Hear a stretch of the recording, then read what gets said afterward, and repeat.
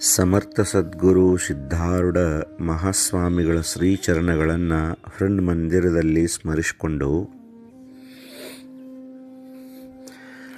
ಗಟ್ಟಿಯಾದ ಬಿದಿರಿನಲ್ಲಿ ಮರಳಿ ಕರಳಿ ಮೂಡಬಲ್ಲುದೆ. ಸುಟ್ಟ ಮಡಿಕೆ ಮುನ್ನಿನಂತೆ ಮರಳಿ ಧರೆಯನಪ್ಪಬಲ್ಲುದೆ. ತೊಟ್ಟು ಕಳಚಿ ಬಿಟ್ಟ ಹಣ್ಣು ಮರಳಿ ತೊಟ್ಟನಪ್ಪಬಲ್ಲುದೆ. ಕಷ್ಟಕರ್ಮಿ ಮನುಜರು ತಿಳಿಯದೆ ಒಂದ ನುಡಿದರೆ ಎಲ್ಲ ಬಲ್ಲ ಶರಣರು ಮರಳಿ ಮರ್ತ್ಯಕ್ಕೆ ಬಪ್ಪುರಿ ಅಂಥೇಳಿ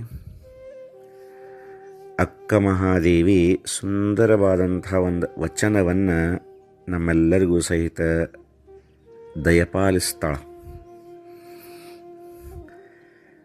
ಆಗಿನ ಕಾಲದ ಶರಣರು ಮಹಾಜ್ಞಾನಿಗಳಾಗಿದ್ದರು. ಅವರು ವೇದಗಳನ್ನಾಗಲಿ ಉಪನಿಷತ್ತುಗಳನ್ನಾಗಲಿ ಪುರಾಣಗಳನ್ನಾಗಲಿ ಶುಭಾಷಿತಗಳನ್ನಾಗಲಿ ಸಂಪೂರ್ಣವಾಗಿ ಅರಿದು ಕೊಡದಿದ್ರವರು. ಅಷ್ಟು ಜ್ಞಾನ ಇದ್ರೂ ಸಹಿತ ಅವ್ರು ಏನು ಮಾಡಿದ್ರಪ್ಪ ಅಂದ್ರೆ ಸರಳ ಭಾಷೆ ಒಳಗೆ ನಮ್ಮಂಥ ಪಾಮರರಿಗೆ ತಿಳಿಲಿ ಅಂಥೇಳಿ ಎಷ್ಟು ಚಂದ ಸರಳ ಕನ್ನಡದೊಳಗೆ ವಚನಗಳನ್ನು ರಚಿಸಿಕೊಟ್ಟರು. ಈ ವಚನದೊಳಗೆ ಅಕ್ಕ ಮಹಾದೇವಿ ಸ್ಪಷ್ಟವಾಗಿ ಹೇಳ್ತಾಳೆ ಏನಂತಂದ್ರೆ, ಒಮ್ಮೆ ಬಿದಿರು ಗಟ್ಟಿ ಆತಪ್ಪ ಅಂದ್ರೆ ಬಿದಿರು ಇರ್ತೈತೆ ನೋಡ್ರಿ, ಬಿದಿರು ಬೆಳೆದಿರ್ತೈತದು. ಆ ಬಿದಿರಿನ ಇನ್ನೂ ಎಳಿದಿದ್ದಾಗ ಕಳಲಿ ಅಂಥೇಳಿ ಇರ್ತೈತದು. ಆ ಕಳಲಿ ಪಲ್ಯನೂ ಮಾಡ್ತಾರೋ, ಅದನ್ನು ಉಪ್ಪಿನಕಾಯಿನೂ ಹಾಕ್ತಾರೋ, ತಿನ್ನಾಕ ಭಾಳ ಸ್ವಾದಿಷ್ಟಕರವಾಗಿರ್ತದೆ. ಮತ್ತು ವರ್ಷದೊಳಗೆ ಒಂದು ಸಾರಿ ಆದರೂ ಸಹಿತ ಕಳಲಿ ತಿಂದ್ರೆ ಮನುಷ್ಯನ ಆರೋಗ್ಯ ಭಾಳ ಚಲೋ ಇರ್ತದೆ. ಅವನು ಕಿಡ್ನಿ ಅಂತಾರಲ್ಲ, ಕಿಡ್ನಿ ಭಾಳ ಒಳ್ಳೆ ರೀತಿಯಿಂದ ಕೆಲಸ ಮಾಡ್ತದೆ. ಹೊಟ್ಟೆಗೆ ಸಂಬಂಧಪಟ್ಟಂಥ ಎಲ್ಲ ಅನಾರೋಗ್ಯಗಳು ದೂರ ಆಗ್ತಾವೆ ಅಂತ ಹೇಳ್ತಾರೆ. ಹಂಗೆ ಒಮ್ಮೆ ಬಿದಿರು ಗಟ್ಟಿ ಆತಪ್ಪ ಅಂದ್ರೆ ಅದರೊಳಗೆ ಮತ್ತು ಹೊಳ್ಳಿ ಕಳಲಿ ಆಗೋದಿಲ್ಲಂತ. ಆಮೇಲೆ ಒಮ್ಮೆ ಗಡಿಗೆ ಸುಟ್ಟಕ್ಯಾರ ಹೊರಗೆ ತೆಗೆದ್ರಪ್ಪ ಅಂದ್ರೆ ಅದನ್ನು ಎಷ್ಟು ದಿನ ಮಣ್ಣಾಗ ಹೋಗೋದಿಟ್ರು ಸಹಿತ ಆ ಗಡಿಗೆ ಮಣ್ಣಾಗೋದಿಲ್ಲಂತ. ಒಮ್ಮೆ ಹಣ್ಣು ಪೂರ್ಣ ಮಾಗಿ ಆ ತೊಟ್ಟು ಬಿಟ್ಟು ಕಡಿಕೆ ಬಂತಪ್ಪ ಅಂದ್ರೆ ಮತ್ತು ಹೊಳ್ಳಿ ತೊಟ್ಟು ಹೆಂಗೆ ಕುಡುದಿಲ್ಲೋ ಹಂಗೆ ಎಲ್ಲ ಬಲ್ಲಂತಹ ಶರಣರು ಅನ್ಲಿಕ್ಕೆ ಎಲ್ಲ ತಿಳ್ಕೊಂಡು ಜ್ಞಾನಿ ಆದಪ್ಪ ಒಮ್ಮೆ ಮನುಷ್ಯ ಅಂದ್ರೆ ಮತ್ತು ಹೊಳ್ಳೆವ ಮನುಷ್ಯ ಆಗೋದಿಲ್ಲ, ದೇವರನ್ನ ಉಳಿತಾನಂತ ಹೇಳ್ತಾಳಕಿ. ಆಮೇಲೆ ಸಮಾಜದವರು ಅಂಥವ್ರಿಗೆ ಅನ್ಲಾರ್ದ ಬಿಡುದಿಲ್ಲ. ನೀವು ಇವತ್ತು ಏನು ಗಜಮ್ ನಿಂತಕ್ಯಾರ ನಮ್ಮ ಜೀವನಾನ ಸಮಾಜಕ್ಕಾಗಿ ತೇದ್ದೇವಪ್ಪ ಅಂದ್ರೂ ಸಹಿತ ನಮಗೆ ಒಂದು ಮಾತು ಅನ್ನೋರನ್ನ ಸಮಾಜದವರು. ದೇವರನ್ನು ಬಿಟ್ಟಿಲ್ಲ, ಅವರು ಸಿದ್ಧಾರೂಢರನ್ನು ಬಿಟ್ಟಿಲ್ಲ, ಮಹಾತ್ಮರನ್ನು ಬಿಟ್ಟಿಲ್ಲ. ಇನ್ನು ನಮ್ಮನ್ನು ಯಾಕೆ ಬಿಡ್ತಾರ್ರಿ? ಧೈರ್ಯ ಕೊಟ್ಟಾಳ ಅಕ್ಕ ಮಹಾದೇವಿ. ಏನಂತಂದ್ರೆ, ತಿಳಿಲಾರ್ದ ಸಮಾಜದವ್ರು ಏನಾರ್ರಿ ಅಂದ್ರೆ ಚಿಂತೆ ಮಾಡಕ್ಕೆ ಹೋಗ್ಬೇಡ್ರಿ. ಅವ್ರು ಅಂದ್ರೆ ಅಂತ ಹೇಳ್ಕಾರ ನೀವೇನು ಸಣ್ಣವ್ರು ಆಗೋದಿಲ್ಲ, ನೀವು ಹೆಂಗದರು ಹಂಗೆ ಇರ್ತೀರಿ. ಧೈರ್ಯ ಕೊಟ್ಟಾಳಕ್ಕಿ ನಮಗೆ.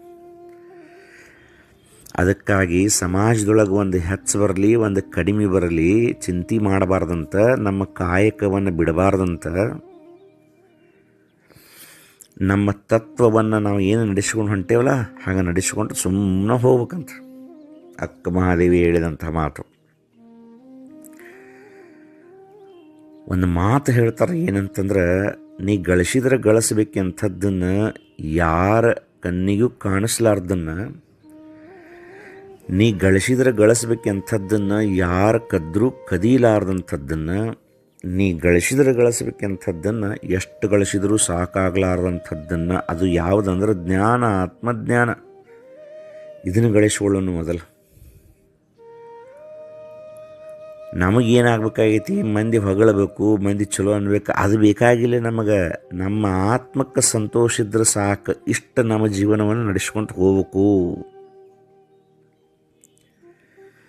ನನಗೆ ಮಂಡ್ಯದಿಂದ ಒಬ್ಬರು ಡೆಪ್ಟಿ ಡೈರೆಕ್ಟರ್ ಆಫ್ ಹಾರ್ಟಿಕಲ್ಚರ್ ಅವರು ಫೋನ್ ಮಾಡಿದ್ರು. ನನಗೆ ಫೋನ್ ಮಾಡಿ ಅವರಷ್ಟೇ ಮಾತಾಡಲಿಲ್ಲ, ಅವ್ರ ಗುರುಗಳು ಒಬ್ರು ಇದ್ದರು, 100 ವರ್ಷ ದಾಟಿದವ ಅಜ್ಜವ್ರಿಗೆ. ಅವ್ರ ಕೈಯಾಗ ಫೋನ್ ಕೊಟ್ಟರು. ಆ ಗುರುಗಳು ಪಾಪ ಕಣ್ಣಾಗ ನೀರು ತೆಗೆದ್ರು. ಏನಪ್ಪ ನೀ ಮಾತಾಡೋದು ಮಾತು ಕೇಳಿ ಭಾಳ ಸಂತೋಷ ಅನ್ಸಾಕತ್ತೈತಿಪ್ಪ, ನಿನ್ನ ಮುಖ ನೋಡ್ಬೇಕು ಅನ್ಸಾಕತ್ತೈತಿ ಅಂತ 100 ವರ್ಷ ದಾಟಿದಂಥ ಮಹಾತ್ಮರು ಅಂದ್ರೆ ನನಗೆ ಅಂದ ಮೇಲೆ ಎಷ್ಟು ಆನಂದ ಆಗಿರಬಾರ್ದು ನನಗೆ.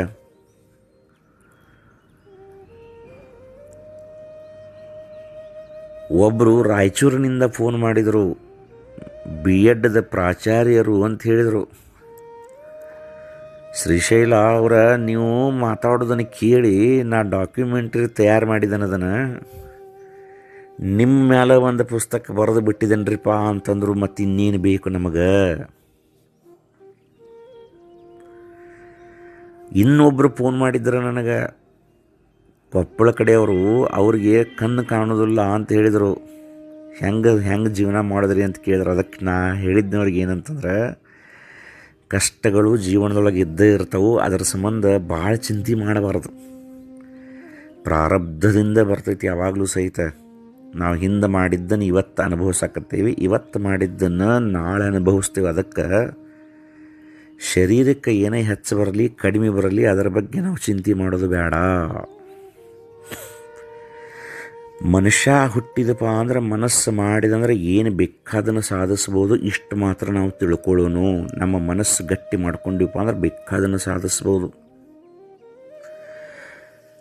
ಧಾರವಾಡ ಜಿಲ್ಲಾ ನವಲಗುಂದ ಹಂತೇಕ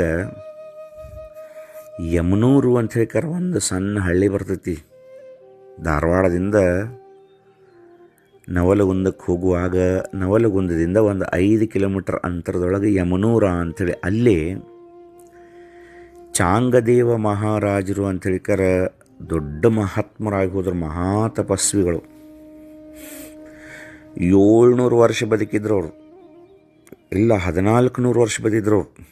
1400 ವರ್ಷ ಬದುಕಿದ್ರು ಚಾಂಗದೇವ ಮಹಾರಾಜರು. ಚಾಂಗದೇವ ಮಹಾರಾಜರು ಏನು ಯಮನೂರಿನೊಳಗೆ ನೆಲೆಸಿದಾರ, ಆ ಯಮನೂರಿನೊಳಗೆ 12 ತಿಂಗಳ ಜಾತ್ರೆ ಇರ್ತೈತೆ ರೀ. 12 ತಿಂಗಳ ಜಾತ್ರೆ ಅನ್ಬೇಕು ಅದಕ್ಕೆ. ಅಷ್ಟು ಜನ ಆ ಚಾಂಗದೇವ ಮಹಾರಾಜರ ಭಕ್ತರದಾರ. ಆ ಚಾಂಗದೇವನ ಹಂತಕ್ಕೆ ಯಾವುದೇ ಜಾತಿ ಮತ ಪಂಥ ಅಂತೇಳಿ ಇಲ್ಲ, ಎಲ್ಲ ಜಾತಿ ಎಲ್ಲ ಧರ್ಮದವರು ಬಂದ ಚಾಂಗದೇವ ಮಹಾರಾಜರಿಗೆ ವಿಶೇಷವಾದಂಥ ತಮ್ಮ ಸೇವೆಯನ್ನು ಸಲ್ಲಿಸ್ತಾರೆ. ಆ ಚಾಂಗದೇವರ ಒಂದು ಸನ್ನಿಧಾನದಲ್ಲಿ ಮುಸಲ್ಮಾನ ಪಂಜಗಳನ್ನು ಇಟ್ಟಾರ, ಹಿಂದೂ ಧರ್ಮದ ಮೂರ್ತಿಗಳನ್ನು ಇಟ್ಟಾರ. ಎಲ್ಲ ಪೂಜೆ ನಡೀತೈತಲ್ಲೇ, ಯಾವ ಭೇದ ಭಾವನೂ ಇಲ್ಲ. ಚಾಂಗದೇವ ಮಹಾರಾಜರ ಹಂತಕ್ಕೆ ಒಂದು ಬೆನ್ನಿ ಹಳ್ಳ ಅಂತ ಹರಿತೈತಿ. ಈಗಾದರೂ ಬೆನ್ನಿ ಹಳ್ಳ ಅಂತ ಐತಲ್ಲಿ. ಆ ಹಳ್ಳದೊಳಗೆ ಹೋಗಿ ಭಕ್ತಿಯಿಂದ ಸ್ನಾನವನ್ನು ಮಾಡಿ ಚಾಂಗದೇವ ಮಹಾರಾಜರ ದರ್ಶನವನ್ನು ಪಡ್ಕೊಂಡ್ರೆ ಇವತ್ತಿನ ಮಟಾನೂ ಸಹಿತ ನಮ್ಮ ಏನು ಇಷ್ಟಾರ್ಥಗಳಿದ್ರೂ ಪೂರ್ಣವಾಗ್ತಾವ. ಒಂದು. ಎರಡನೇದ್ದು, ಆ ಹಳ್ಳದೊಳಗೆ ಕಂಟಿನ್ಯೂ ನೀರು ಇರೋದಿಲ್ಲ ರೀ. ಅಲ್ಲೆಲ್ಲೇ ಗುಂಡಲ್ದಾಗ ನೀರು ನಿಂತಂಗೆ ಇರ್ತಾವೆ. ಅಲ್ಲೇ ಸ್ನಾನ ಮಾಡೋದು. ಲಕ್ಷೋಪಲಕ್ಷ ಜನ ಅಷ್ಟೇ ನೀರಾಗನ ಸ್ನಾನ ಮಾಡ್ತಿರ್ತಾರೆ. ನೀರು ನೋಡಿದ್ರೆ ಅಗದಿ ಕಲ್ಲಕ್ಕೆ ರಾಡಿ ಹಂಗೆ ನೀರು ಇರ್ತಾವೆ. ಆದ್ರೆ ಅಲ್ಲಿ ಹೋಗಿ ನೀವು ಸ್ನಾನ ಮಾಡಿದ್ರಪ್ಪ ಅಂದ್ರೆ ಚರ್ಮ ರೋಗ ಎಂತಾದಿದ್ರೂ ಸಹಿತ ಮಾಯವಾಗ್ತದೆ. ಇದನ್ನು ಎಷ್ಟೋ ಮಂದಿ ಪರೀಕ್ಷೆ ಮಾಡಿ ಅದು ಸತ್ಯ ಅಂತ ಹೇಳ್ಕರ ಒಪ್ಕೊಂಡು ಹೋಗಿದ್ದಾರೆ ಅನೇಕ ಅನುಭಾವಿಗಳು. ಅಂಥ ಒಂದು ಪವಿತ್ರವಾದ ಕ್ಷೇತ್ರ ಯಮನೂರು ಚಾಂಗದೇವ ಮಹಾರಾಜರು. 1400 ವರ್ಷ ಬದುಕಿದ್ರು. ಹೆಂಗೆ ಬದುಕಿದ್ರಪ್ಪ ಅಂದ್ರೆ ತಪಸ್ಸನ್ನು ಆಚರಿಸಿದ್ರು. ಹುಲಿಯನ ಅವರ ವಾಹನವಿತ್ತು, ಹಾವನ ಚಬಕ ಮಾಡಿಕೊಂಡಿದ್ರು. ಯಕ್ಷ ರಕ್ಷ ಗಂಧರ್ವ ಕಿನ್ನರರೆಲ್ಲರೂ ಬಂದು ಚಾಂಗದೇವ ಮಹಾರಾಜರ ಮುಂದೆ ಕೈ ಮುಕ್ಕೊಂಡು ನಿಲ್ತಿದ್ರಂತ. ಎಂಥವ್ರಿದ್ದರು ನೋಡ್ರಿ ಚಾಂಗದೇವರು. 1400 ವರ್ಷ ಬದುಕಿದ್ರು. ಚಾಂಗದೇವ ಮಹಾತ್ಮರಿಗೆ ಗೊತ್ತಾಗ್ತಿತ್ತಂತ ಏನಂತಂದ್ರೆ, ಇನ್ನು ನನ್ನ ಶರೀರಕ್ಕೆ ಸಾವು ಬರ್ತತಿ ಅಂಥೇಳಿ ಗೊತ್ತಾದ ಕೂಡಲೇ ಯೋಗದೊಳಗೆ ತಲ್ಲೀನರಾಗಿ ಕುಂತು ಬಿಡ್ತಿದ್ರಂಥವ್ರು. ತಮ್ಮ ಒಂದು ಆತ್ಮವನ್ನು ಜೀವವನ್ನು ಶಿಖಾಚಕ್ರಕ್ಕೆ ಮಸ್ತಕದ ಮೇಲೆ ಏರಿಸ್ಕೊಂಡ ಕುಂತು ಬಿಡ್ತಿದ್ರಂತ. ಯಮ ಅವ್ರದ್ದು ಆಯುಷ್ಯ ಮುಗದೈತಿ ಅಂಥೇಳಿ ಅವ್ರನ್ನ ಕರೆಯಾಕ ತೆಳಗೆ ಬರೋವಂತ ಯಮ. ಆವಾಗ ಅವರು ಯೋಗದೊಳಗೆ ಕುಂತ ಶಿಖಾಚಕ್ರಕ್ಕೆ ತಮ್ಮ ಜೀವವನ್ನು ಏರಿಸಿದ್ದಕ್ಕಾಗಿ ಯಮ ಅವ್ರನ್ನ ಅಲ್ಲೇ ಬಿಟ್ಟು ಮತ್ತೆ ಹೋಗ್ಬಿಡವಂತ. ಮತ್ತು ಒಂದು 100 ವರ್ಷ ಬಿಟ್ಟು ಮತ್ತೆ ಬರವಂತ. ಮತ್ತು ಇವತ್ತು ಯಮ ಬರ್ತಾನಂತ ಗೊತ್ತಾಕಿತ್ತವರಿಗೆ ಮಹಾಜ್ಞಾನಿಗಳು, ತ್ರಿಕಾಲಜ್ಞಾನಿಗಳು. ಆವಾಗ ಮತ್ತು ತಮ್ಮ ಒಂದು ಜೀವವನ್ನು ಶಿಖಾಚಕ್ರಕ್ಕೆ ಮತ್ತೆ ಏರಿಸ್ಕೊಂಡು ಕುಂತು ಬಿಡೋರು. ಆವಾಗ ಪರಮಾತ್ಮ ಹೋಗುವ ಒಮ್ಮೆ ಯಮನ ಕೇಳವಂತ, ಎಲ್ಲಿ ಹೊಂಟಿ ಅಂತ ಹೇಳ್ತಾರೆ. ಇಲ್ಲ, ಚಾಂಗದೇವರನ್ನು ಕರ್ಕೊಂಬರಕ್ಕೆ ಹೊಂಟೇನಿ ಅನ್ನವಂತ. 1 ಸರಿ ಅಲ್ಲ, 2 ಸರಿ ಅಲ್ಲ, 3 ಸರಿ ಅಲ್ಲ, 14 ಸರಿ ಬಂದಂತ ಹೇಳ್ತಾರೆ. 14 ಸರಿ ಒಬ್ಬನನ್ನು ಒಯ್ಯಾಕ ಭೂಮಿಗೆ ಬಂದಿದ್ದ ಯಮ ಮೊಟ್ಟ ಮೊದಲಿಗೆ ಆ ಚಾಂಗದೇವರನ್ನ. ಒಮ್ಮೆ ಯಮ ಒಯ್ಯಾಕೆ ಬಂದಪ್ಪ ಅಂದ್ರೆ ಯಾರನ್ನೂ ಬಿಡೋದಲ್ಲ, ಜಕ್ಕೊಂಡು ಹೋಗೇ ಬಿಡ್ತಾನೆ. ಆದ್ರೆ ಅಟ್ಟ ಅಡಿಗೆ ಉಣಲು ಬಿಡನು, ಕೊಟ್ಟ ಸಾಲ ಕೇಳ ಬಿಡನು, ಪೆಟ್ಟಿಗೆ ಒಳಗಿಟ್ಟ ಚಿನ್ನವ ತೊಟ್ಟೆನೆಂದರೆ ಬಿಡನು. ಬೇಳೆ ಬೆಲ್ಲವನ್ನು ತಂದು ಬೇಡವೆ ನೆಂಟರಿಂಗೆ ಕರೆದು, ನಾಳೆ ಮಗನ ಮದುವೆ ತಾಳು ಎಂದರೆ ಬಿಡನು ಯಮನು ಅಂತ ಹೇಳಿದಾರೆ. ಹೌದಲ್ರಿ ಪುರಂದರದಾಸರ. ಭಾಳ ಬಂಗಾರ ಐತ್ರಿಪ್ಪ, ಒಂದು ಇಟ್ಟ ಹಾಕ್ಕೊಂಡು ಕನ್ನಡಿಯಾಗಿ ನೋಡಿ ಬರ್ತಾನೆ ನಿಂದ್ರಂದ್ರೆ ನಿಂದಿರ್ತಾನ ಯಮ. ನಾಳೆ ಮಗನ ಮದುವೆ ಐತಿ, ಲಕ್ಷಗಂಟ್ಲೆ ಖರ್ಚು ಮಾಡಿ ಮದುವೆ ಮಾಡತ್ತೇನೆ, ಅಕ್ಕಿ ಕಾಳು ಒಗದವನ ಬರ್ತಾನಂದ್ರೆ ಬಿಡ್ತಾನ ಯಮ. ಅದಕ್ಕೆ ಧರ್ಮವೆಂಬ ಅರ್ಥವನ್ನು ಗಳಿಸಿಕೊಳ್ಳಿರೋ, ಪೇರ್ಮೆಯಿಂದ ದೇಹವನ್ನು ಮೆಚ್ಚಬೇಡಿ ಕೇಳಿರು ಅಂತ ಹೇಳಿದ್ರು ಅದ ಪುರಂದರದಾಸರು. ದೇಹವನ್ನು ಮೆಚ್ಚಬೇಡ್ರಿ, ಇದು ಶಾಶ್ವತವಾಗಿಲ್ಲ, ಯಾವ ಕ್ಷಣಕ್ಕೆ ಹಾರ್ತೈತೆ ಗೊತ್ತಿಲ್ಲ, ಅಷ್ಟರೊಳಗನ ಸತ್ಯವನ್ನು ತಿಳ್ಕೊಂಡು ಪರಮಾತ್ಮರಾಗ್ರಿ ಅಂತ ಮಹಾತ್ಮರು ಹೇಳ್ಕೊತ ಬಂದಾರ. ಆದ್ರೆ ಚಾಂಗದೇವ ಮಹಾರಾಜರನ್ನು ಮಾತ್ರ 14 ಸರಿ ಕರೆಯಾಕೆ ಬಂದ ಭೂಲೋಕಕ್ಕೆ ಯಮಧರ್ಮ. ಆ ಯಮ ಒಳ್ಳೊಳ್ಳೆ ಹೋಗೋದನ್ನು ನೋಡಿ ಪರಮಾತ್ಮ ಅಂದ, ಎಷ್ಟು ಸರಿ ಹೊಂಟು ಚಾಂಗದೇವನ ಕರೆಯಾಕ ಅಂದ. ಇದು 14 ಸರಿ ಹೊಂಟೆ ಅಂದ್ರೆ 14 ಸರಿ ಅಂದವ. ಅದಕ್ಕೆ ಪರಮಾತ್ಮ ನಕ್ಕಂದಂತ. ನಕ್ಕ ಹೇಳಿದ ಏನಂತಂದ್ರೆ, ನೋಡಪ್ಪ, ತಪಸ್ಸಿನೊಳಗೆ ಎಂಥ ಶಕ್ತಿ ಐತಿ. ಭೂಲೋಕದೊಳಗಿದ್ದಂಥ ಮನುಷ್ಯರು ಭೂಲೋಕವನ್ನು ಮೃತ್ಯುಲೋಕ ಅಂತ ಕರೆದರು. ಅಷ್ಟಾದ್ರೂ ಸಹಿತ ಮನುಷ್ಯ ಒಳ್ಳೆಯ ರೀತಿಯಿಂದ ನಡೆದಪ್ಪ ಅಂದ್ರೆ ಸಾಕ್ಷಾತ್ ಯಮನ ಸಹಿತ ಹೊಳ್ಳಿ ಕಳಿಸುವಂಥ ಶಕ್ತಿ ಇರ್ತೈತೆ ನೋಡಪ್ಪ. ಎಂತೆಂಥ ಮಹಾತ್ಮರದಾರ ಭೂಲೋಕದೊಳಗೆ. ಅದಕ್ಕೆ ನೀ ಏನು ಒಳ್ಳೊಳ್ಳೆ ಆ ಚಾಂಗದೇವನ ಕರೆಯಾಕೆ ಹೊಂಟಿಲ್ಲ ಆ ಕ್ಷೇತ್ರಕ್ಕೆ, ಭೂಲೋಕದ ಆ ಒಂದು ಕ್ಷೇತ್ರಕ್ಕೆ, ಚಾಂಗದೇವರು ನೆಲೆಸಿರುವಂತಹ ಕ್ಷೇತ್ರಕ್ಕೆ ಒಳ್ಳೊಳ್ಳೆ ಅವನ ಕರೆಯಾಕೆ ಏನು ಹೊಂಟಿಯಲ್ಲ, ಅದಕ್ಕೆ ಇವತ್ತಿನಿಂದ ಯಮನ ಊರಂತ ಅದಕ್ಕೆ ಹೆಸರು ಬೀಳಿ ಅಂತ ಪರಮಾತ್ಮ ಅಂದಿದ್ದ ಅಂತ ಹೇಳ್ತಾರೆ. ಚಾಂಗದೇವರು ನೆಲೆಸಿದ್ದ ಕ್ಷೇತ್ರ ಏನಂತ ಹೆಸರು ಅಂದ್ರೆ ಯಮನ ಊರು. ಚಾಂಗದೇವರನ್ನು ಕರೆಯಾಕ ಒಳ್ಳೊಳ್ಳೆ 14 ಸರಿ ಬಂದಿದ್ದಕ್ಕೆ ಯಮನ ಊರು, ಯಮನೂರು ಅಂತ ಹೇಳ್ಕಾರ. ಜಗತ್ ಪ್ರಸಿದ್ಧಿಯಾದಂಥ ಪುಣ್ಯಕ್ಷೇತ್ರವಾಯಿತು. ಮನುಷ್ಯ ಮನಸ್ಸು ಮಾಡಿದಪ್ಪ ಅಂದ್ರೆ ಏನು ಬೇಕಾದ್ದನ್ನು ಸಾಧಿಸಬಹುದು. ಅದಕ್ಕೆ ಯಮನೂರಿನೊಳಗಿರುವಂಥ ಚಾಂಗದೇವರು ಮನುಷ್ಯನ ಹುಟ್ಟಿದ್ರೂ ಸಹಿತ ಸಾಧನೆ ಮಾಡಿ ಹೆಂಗೆ ಪರಮಾತ್ಮರಾದರು. ಅವರು ಹೆಂಗಿದ್ರಪ್ಪ ಅಂದ್ರೆ ಎಷ್ಟೋ ಮಂದಿ ಸತ್ತವ್ರನ್ನ ಬರೀ ಕಣ್ಣ ದೃಷ್ಟಿಯಿಂದ ನೋಡಿ ಜೀವಂತ ಮಾಡಿದಾರ್ರಿ. ಅನೇಕ ಲೀಲೆಗಳದ ಅವ್ರೂ ಮುಂದೆ ಹೇಳ್ತೇನೆ ನಿಮಗೆ ನಾನು. ಇವತ್ತಿನ ಮಠನೂ ಸಹಿತ ಚಾಂಗದೇವ ಮಹಾರಾಜರ ಒಂದು ಉರುಸು ಹಕ್ಕತ್ರಲ್ಲಿ ಉರುಸು ಅಂತೂ ಕರೀತಾರೆ, ಜಾತ್ರೆ ಅಂತೂ ಕರೀತಾರೆ. ಅವತ್ತು ಏನು ಮಾಡ್ತಾರಪ್ಪ ಅಂದ್ರೆ ಬೆಣ್ಣೆ ಹಳ್ಳದೊಳಗೆ ನೀರು ತುಂಬಿಕೊಂಡು ಬಂದು ಸ್ವತಃ ನಾ ಇವತ್ತು ಅದನ್ನು ನೋಡಿದದ್ದು ನಿಮಗೆ ಹೇಳಕತ್ತೀನಿ.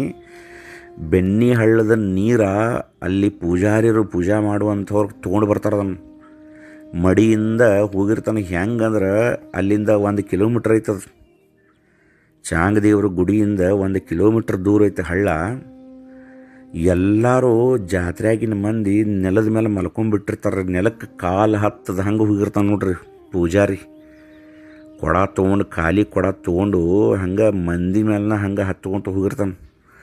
ಹೋಗಿ ಅಲ್ಲಿಂದ ನೀರು ತುಂಬಿಕೊಂಡು ಹೊಳ್ಳಿ ಬರಾಕತ್ತಿರಪ್ಪ ಅಂದ್ರೆ ಗುಡಿ ಮಠನೂ ನೆಲಕ್ಕೆ ಕಾಲು ಹತ್ತೋದಿಲ್ಲ. ಮಂದಿ ಮಲ್ಕೊಂಡ್ಬಿಟ್ಟಿರ್ತಾರೆ. ದಾಟ್ಕೊತ ಬಂದುಬಿಡ್ತಾನೆ.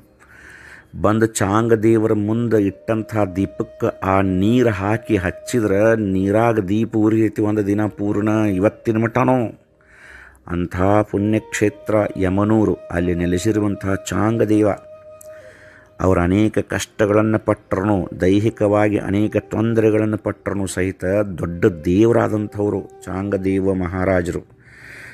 ಇದನ್ನು ಕೇಳಿ ನಾವೆಲ್ಲರೂ ಜೀವನದೊಳಗೆ ಕಲ್ಕೊಳ್ಳೋನು ಏನಂತಂದ್ರೆ, ಏನು ಕಷ್ಟ ಬಂದರೂ ಸಹಿತ ನಕ್ಕೊಂತ ಜೀವನವನ್ನು ಮಾಡೋಣ. ಯಾರ ಏನರ ಅಂದ್ರೂ ಸಹಿತ ಭಾಳ ಮನಸ್ಸಿಗೆ ಹಚ್ಕೊಳ್ಳೋದು ಬೇಡ.